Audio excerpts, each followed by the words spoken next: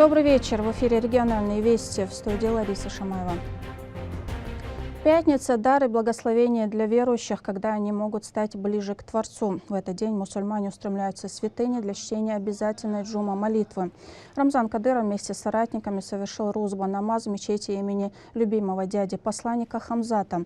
В своей проповеди Магомед Хитанаев рассказал о милости и любви Всевышнего к пророку Мухаммаду, да благословит его Аллах и приветствует. Богослов поведал, что посланник Аллаха отличался особым положением среди всех творений Создателя. Он был избран для завершения пророческой цели, принес последнее и совершенное послание священный Коран.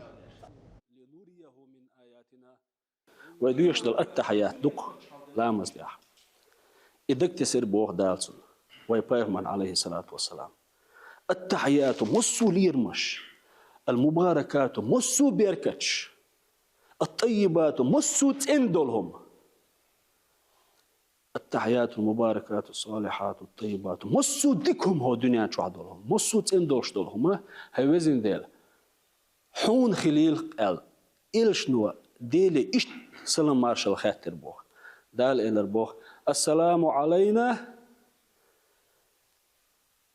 تيجر سلام مارشال خليل هون هاي إلش التحيات المباركات الصلوات الطيبات لله الله دال خليل السلام عليك أيها النبي دالت أقمارشل خوات وإيشني حون خليل شيجر سلام مارشل أقباق إيشنو وعلينا تخونا وعلى عباد الله الصالحين شي أمة تقاد الوش مصو ديكشنا خنا خليل حيجر سلام مارشل إيش داله سلام مارشل خاتل دال وزن خليوشل خان يهر وإيش تيجل حلوقين خان يهر رجب بيت أي وروش بيسم دال تيجل حلوقينز سويسخل والله داله تون أمة تخدويل ويه.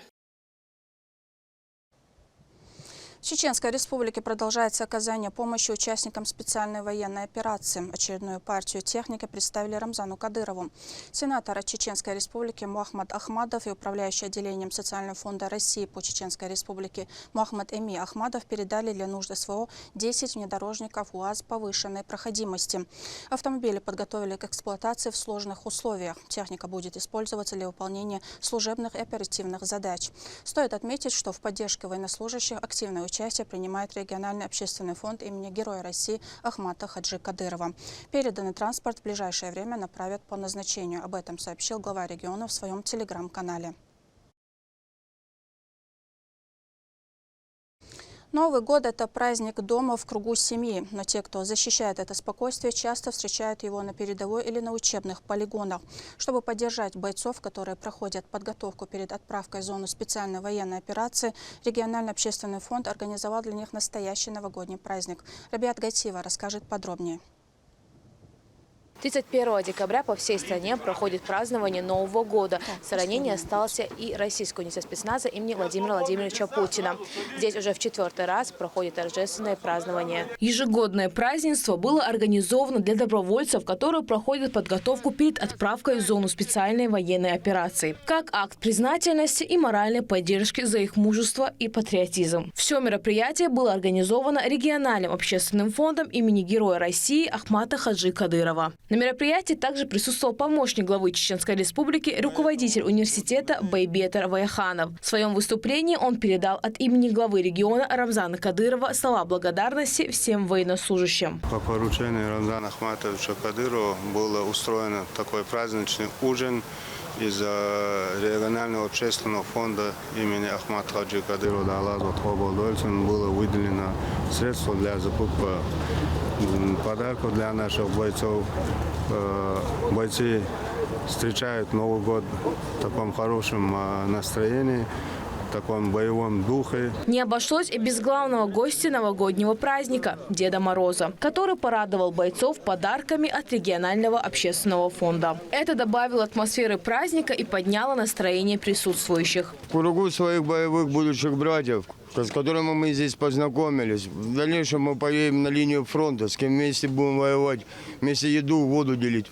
Как говорится, в кругу семьи. Я желаю только, что скорее бы закончилась война, чтобы все пацаны домой вернулись живыми, здоровыми, в свои семьи. Ну, чтобы всех было хорошо в дальнейшем и замечательно. Благодарю старших, главу Чеченской Республики за то, что предоставил нам такой роскошь, там, уют. В ответ бойцы выразили искреннюю благодарность за организацию этого мероприятия и внимание, оказанное им. Они отметили, что такой же заботы вдохновляет на выполнение поставленных задач. Поздравляю всех с наступившим Новым годом. Желаю добра, счастья, любви и, главное, победы. Здесь, в таком кругу, особенно чувствуется плечо товарища. Этот праздник еще больше сплочает, напоминая, ради чего они здесь собрались. Рабиат Гайтиева, Ислам Ибрагимов, Магомед Утаков. Вести, Чеченская Республика. В канун Нового года традиционно обостряется проблема незаконных рубок. Спрос на елки и сосны провоцирует рост активности черных лесорубов. Как противостоят этому правоохранители и лесники? О массовых рейдовых мероприятиях и усиленном мониторинге лесов в нашем следующем сюжете.